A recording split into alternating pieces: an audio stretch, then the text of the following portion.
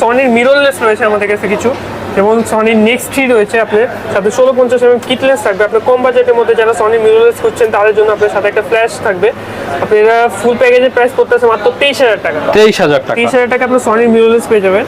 এবং সনির next 3N রয়েছে, আপনার নেক্সট এর আপডেট মডেল, যেটা আপনি স্লিপ ডিসপ্লে দেখতে পাচ্ছেন, আপনি সেলফ ব্লক করতে পারবেন এটাতে।